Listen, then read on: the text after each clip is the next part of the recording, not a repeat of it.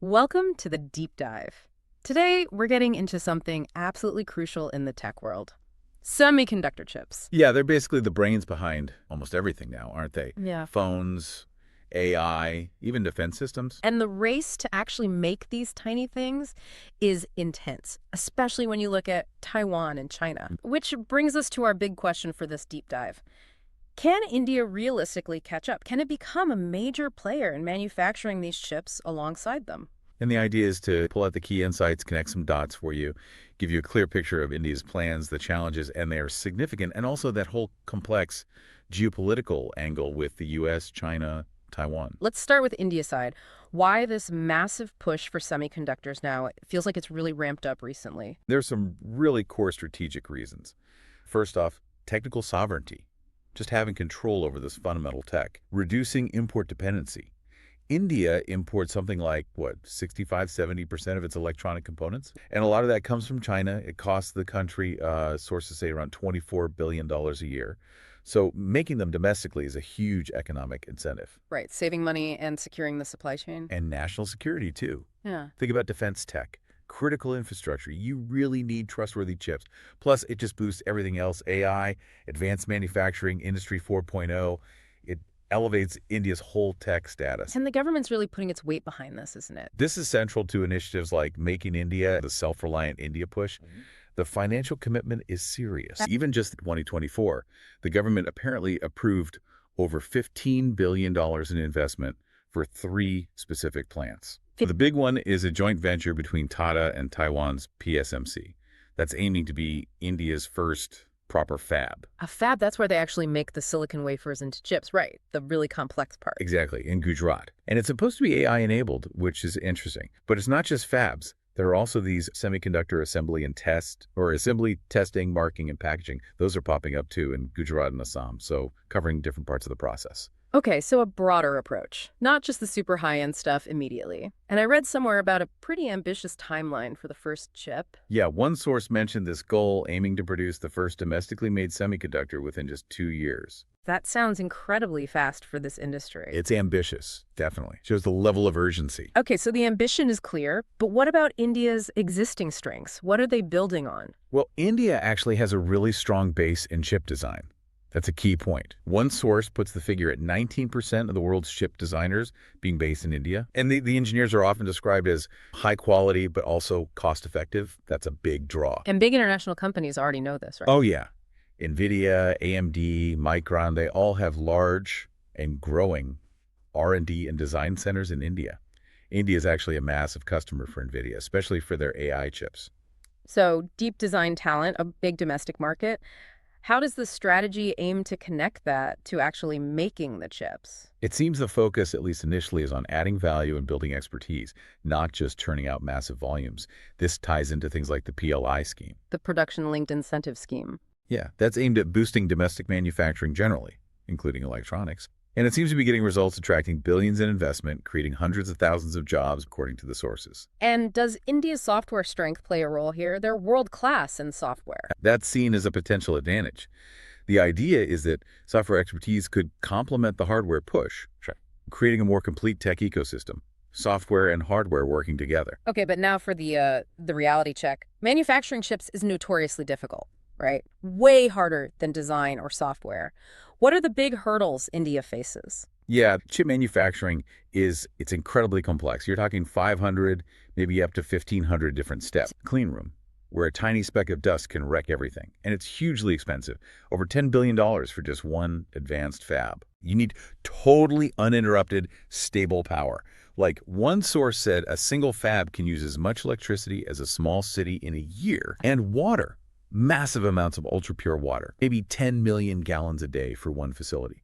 Plus, maintaining those super clean conditions, it needs top-notch, reliable infrastructure. And have there been issues with that already? Tata Foxconn plan that stalled partly faced challenges with getting sufficient water and power infrastructure ready in time. So it's a very real practical hurdle. So it's the basics, power, water, environment on an industrial scale. Right. What about the people needed for manufacturing? Is the design talent enough? That's another key distinction. While India has designers, there's a big gap in the specific skills for running the fabs, for testing, for packaging. This isn't just textbook knowledge. It's accumulated experience, it's process methodology. It takes years, even decades, to build that up in a workforce. You can't just import it overnight or make a quantum jump, as one source put it. That hands-on know-how. Exactly. And another point raised is that the Indian private sector, while strong in design, hasn't historically been as involved in large-scale manufacturing efforts like this. A lot of the current push is government-led. Which is different from, say, Taiwan, with TSMC being driven by the private sector. Right, though with significant government support, of course. But the private sector drive was key there. Plus, you always have potential delays from bureaucracy regulations. Yeah. That's mentioned too. Okay, this really puts the challenge in perspective. Let's talk about the established players then, Taiwan and China. How dominant are they? Well, Taiwan is just dominant. Globally, they manufacture around 60% of all semiconductors. And when you look at the most advanced chips, the cutting-edge stuff, it's more like 90%. TSMC is the powerhouse there. It makes Taiwan incredibly critical to, well, the entire global economy, really. How has the whole U.S.-China chip conflict affected them? It's definitely created challenges. TSMC apparently saw revenues dip after the U.S. put those export limits on advanced chips going to China in 2022. China was a big market, so they're navigating that complex relationship. Caught in the middle, yeah. But even with this dominance, do the sources suggest Taiwan has its own problems? They absolutely do. Taiwan faces a serious, serious talent shortage in this field. Really? Even Taiwan? Yeah. Fewer students going into STEM fields. They have the world's lowest fertility rate, so an aging population. Plus, many talented young people study and work abroad. The U.S., Japan are popular. And the industry itself in Taiwan, it's known for being incredibly demanding. Long hours, high pressure. It makes it hard to attract and keep enough local talent. So the global leader is actually struggling for skilled workers. That's fascinating. It's a major constraint. It even impacted TSMC's new fab in Arizona. They had delays, needed to send trainers over from Taiwan because they couldn't find enough skilled local workers quickly enough. Yeah. This talent crunch is a global issue. Interesting. Okay, what about China? The U.S. has put restrictions on them, but are they out of the game? Not at all. China is still a massive force in manufacturing, especially in what they call mature nodes. Mature nodes, meaning not the absolute cutting edge, but older chip designs. Exactly. The workhorse chips. Stuff for cars, appliances, power management, everyday electronics. Maybe less glamorous, but absolutely essential and produced in huge volumes. So U.S. policies are mainly hitting their ability to make the most advanced chips. That seems to be the main goal, yeah. Slowing down their progress at the high end, whether it's Biden's current policies or potentially, tougher tariffs or other measures under a future administration. And this is where India comes in as an alternative. The China plus one idea. Precisely. Companies are looking to diversify their supply chains away from relying solely on China. And India is seen as a potential destination for some of that manufacturing, especially given the geopolitical tensions. Okay, so the geopolitics are unavoidable. Given all this, what about direct partnership potential between India and Taiwan? They seem complementary in some ways. This relationship is definitely warming up, becoming more substantial. It's moved past what some called lost opportunities in the past. How so? Well, India has been sort of quietly separating its Taiwan policy from its China policy. For example, apparently stopped mentioning the One China policy in official statements years ago and pushed its own One India stance. So treating Taiwan more on its own terms. Seems like it. And this fits with bigger strategies like Taiwan's new southbound policy and India's Act East policy, both pushing for stronger ties in the region, economic links, talent exchange. And the benefit for semiconductors specifically. And Taiwan, facing its own talent crunch and wanting to diversify its partnerships beyond mainland China, sees India as a huge potential source of engineering talent and a big market. Are there actual examples of this happening? Yes, the sources cite several. Things like inviting Indian design startups to Taiwan, setting up training programs for Indian engineers in Taiwan's fabs, collaborating on back-end processes, that testing and packaging part, and also on mature node manufacturing. And recruiting directly from India. Yeah, actively recruiting from top Indian engineering schools, the IITs. And it goes beyond just chips, you mentioned. Apparently so. Yeah. There's a new labor mobility agreement that allows Indian workers into Taiwan's wider manufacturing sector. And even talk of potential cooperation in space, using India's launch capabilities. It suggests a broader strategic alignment building up. Is there anything holding this collaboration back? Any practical issues? basic connectivity.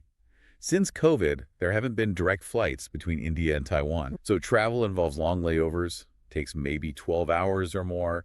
That's a bit of a drag on building closer business and technical ties.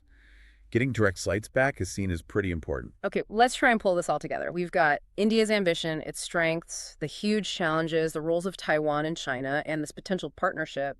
What's the overall path forward for India? The recommendations fall into a few buckets. Geopolitically, keep strengthening those ties with Taiwan, maybe integrate Taiwan more formally into India's Act East plans, perhaps join initiatives like Taiwan's GCTF, that's a global training framework. Okay, on the relationship front, what about domestically? What does India need to do internally? It's a multi-pronged effort. First, keep developing talent, but make sure it's aligned with manufacturing needs, not just design.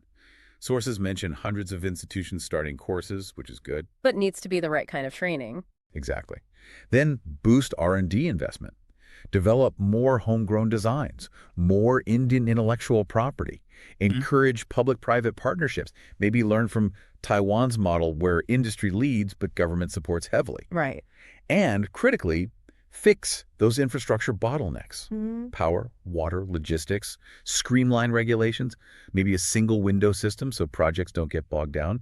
Encouraging specific regions or states to become specialized clusters could also help. And finally, really leverage that software strength. Make it work hand in hand with the hardware push. That's a lot to do, a massive undertaking. So back to the original question. Can India catch up quickly? What's the consensus from the experts cited?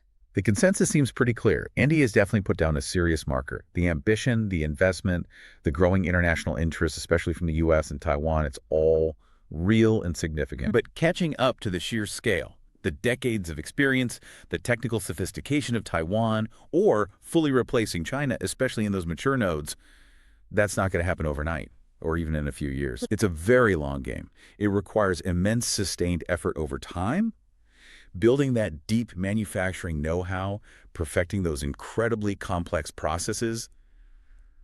It just takes time. You can't really shortcut it. So the journey has definitely begun, the direction is set, but the destination is still quite far off. So here's something to think about as you digest all this. We heard about the global shortage of semiconductor talent, even Taiwan is struggling with it. And we know building these fabs costs billions and is incredibly complex. Yeah. So does the future look like intense national competition, every country for itself, trying to build the entire chip supply chain from scratch? Or is the only realistic way forward actually more collaboration?